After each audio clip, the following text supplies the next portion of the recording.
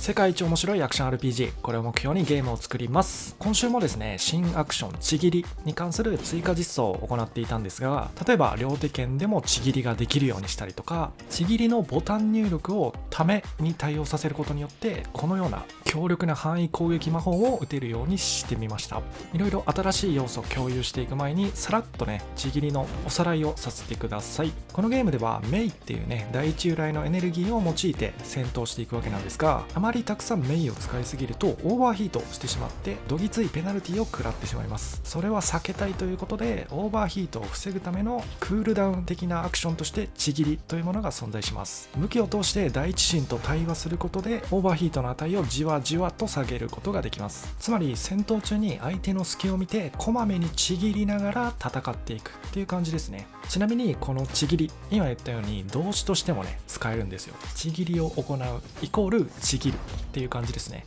なんかこういう言い回しってさ、ゲーマーのみんな好きだよね。俺もそうなんだけど、例えばゲーム実況のシチュエーションとかだと、ボスの大技を見切った後にね、ここでちぎれるんでとかね、誰かさんが言ってそうだよね。クロートっぽい言い回し好きです。そもそもこのちぎりっていう名前なんですけど、前回の動画でね、僕が考えてた名前くさびってやつと視聴者さんが考えてくれたちぎりっていう名前ね、どっちにしようか迷ってるみたいなことを言ってたと思うんですけど、僕最近毎週水曜日にね、夕方ぐらいからちょっとライブ配信やってて、そこで視聴者さんの反応を見るとかなりね、ちぎりの方が印象良さげだったんで、こっちをねちょっと正式名称にしようかなと思ってます。なので皆さんもね、ぜひ学校とか職場でね、先生上司の目を盗んでね、どんどんちぎりやっていってね、このアクションを世に知らしめてください。今回新しく追加した要素なんですが、このちぎりをですね、貯めることができるようにしました。貯めるとどうなるのか、最大まで貯めた場合のみ、ご覧のように衝撃波ですねがついて、自キャラの周り360度ですね、広範囲でダメージを与えます。これは最大まで貯めた時のみ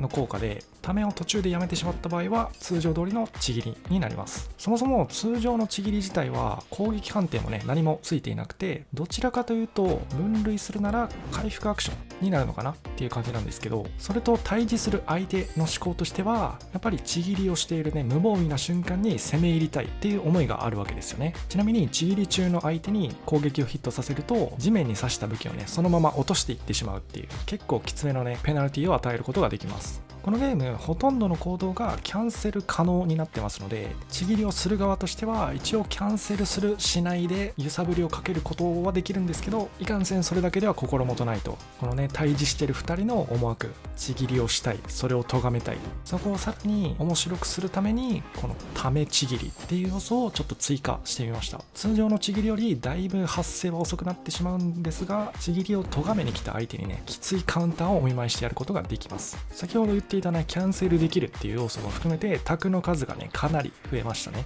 ただこの上さらにもう一つの要素がね入ってくるんですよね。このためちぎり、見た目的にもねなんとなくわかると思うんですが、残念ながら名誉を消費します。そうなんですよね。ちぎりをしたい瞬間っていうのはオーバーヒートの値がねだいぶ高くなってきてて、それをクールダウンしたいっていう瞬間なわけなんですが、このちぎりをする側にとってね強力な選択肢であるためちぎり、名誉をかなり消費してしまうので、なかなかにリスキーな選択肢となっております。衝撃波をギリギリでかわされた上にね、武器投げとか弓矢でその後のちぎりも強制解除されてしまったりすると、もう目も当てられないですよね。逆に咎めに行く側としてもためちぎりをねちらつかされて、途中キャンセルからのね近接攻撃を逆に押し付けられるみたいな展開もちょっと厳しいものがあったりします。このジレンマなんですよね。こういった角度のついた読み合いというか、お互いの利害がねそれぞれ交錯していく感じが、やっぱり対戦ゲームの一番面白い瞬間ですよね。こういった駆け引きの要素を今後もねもっと増やしていけたらなと思ってます。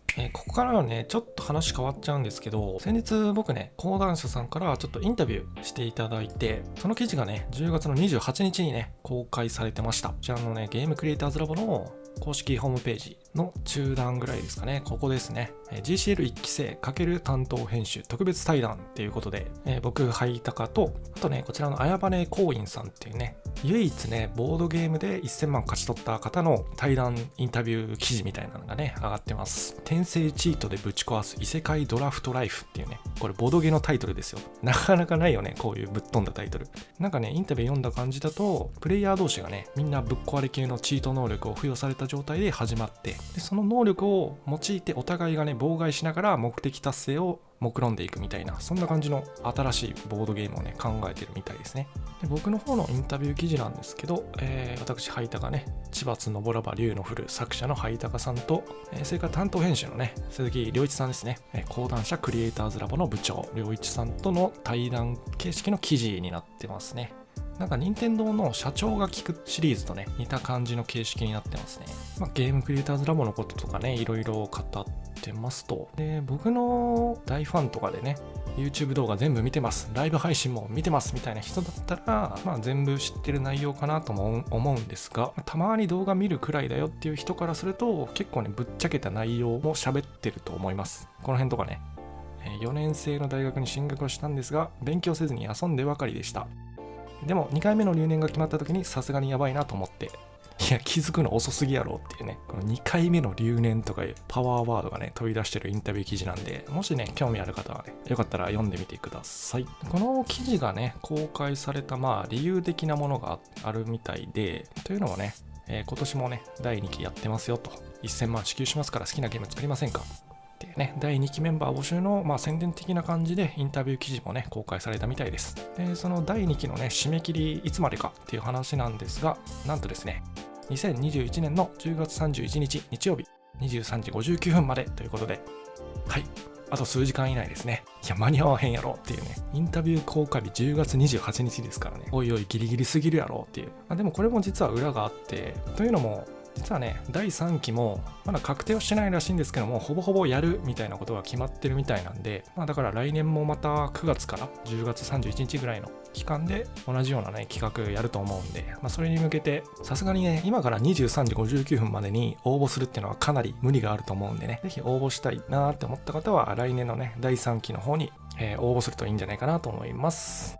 なのでね、そろそろ第2期の方たちがね、審査が始まり出す頃だと思うんですが、結構楽しみですよね。YouTube とかでゲームクリエイターズラボとかで検索して、フィルターをね、アップロード日順とかに並べると、今年のやつにね、参加表明してる方、ね、僕と同じゲーム制作実況者が何名かいらっしゃるんで、もしね、興味ある方はぜひ覗いてみてください。というわけで、10月ももう最終日ですね。講談社との契約もね、半年ごとなんですけど、無事にね、契約更新もしてね、2回目の500万いただいて、明日からもねちゃんと制作実況の方を続けていけそうですっていう感じですね。最近はねちょっと講談社のコネを利用してと言いますか、ゲームのオープニング曲ですね、テーマソングとも言いますかをちょっと制作してもらってたりとか、あとゲームのタイトルロゴですね、これがまだちょっとないんでデザインの方をねできる方とつないでもらってっていう感じで進めていってます。 Steam のページとかもねまだロゴ仮なんですけど一応作り始めてるっていう感じですね。これからも講談社と二人三脚でいろいろ頑張っていきたいと思います。というわけで今回はこの辺で失礼します。お疲れ様です。